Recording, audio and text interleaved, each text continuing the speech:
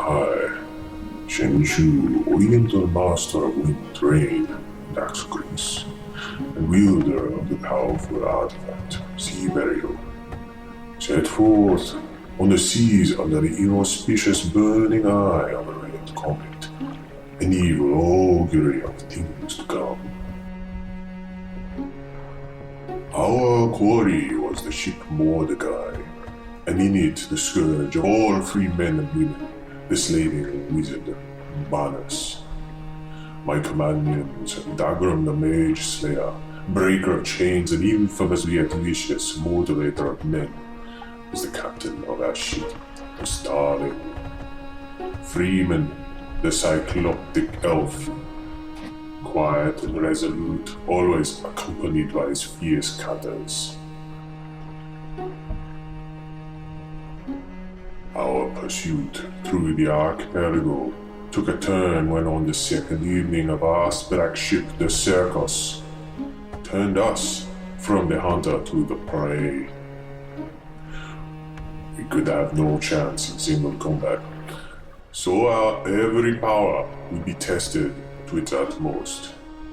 Our Captain Dagger, rolling aboard the turgid waters, danced forth and then back again as if a purist.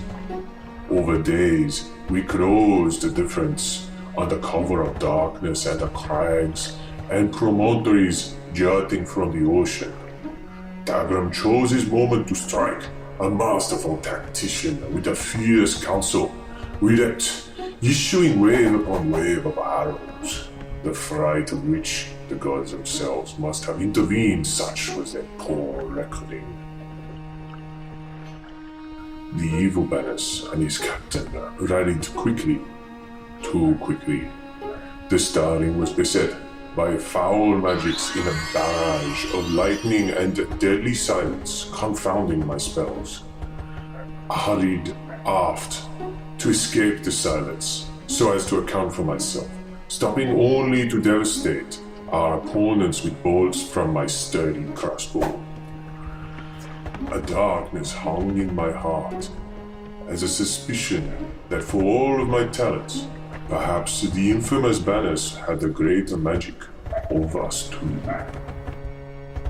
The ships collided, and Dagram stood and belted out a great speech, rallying all the crew to bloody deeds with much vigor.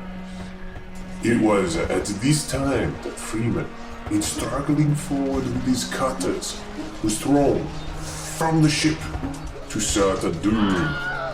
He was surely lost to us then, and we felt his loss was at the end of our battle, if not the end of our travels.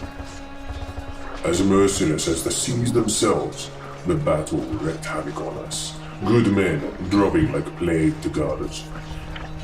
I continued aft, useless and mute, while Dagram was pushed back in the melee on Circus's deck. We may have been lost, if not for the monstrosity that was Freeman, having undergone some miraculous transformation underwater, poured from the water behind the sorcerer and the captain. As the treacherous Banus turned, I burst from the field of silence and threw my own countermeasures over him and his captain, striking them dumb as they had me. A sudden look of horror, and he dove to the deck, as an anchor made useless. With atrocious strength, the new arisen creature that was Freeman grasped the heads of the mage and the captain both, destroying their skulls and necks, and signaling the end of the battle, and the continuation of our party as a whole.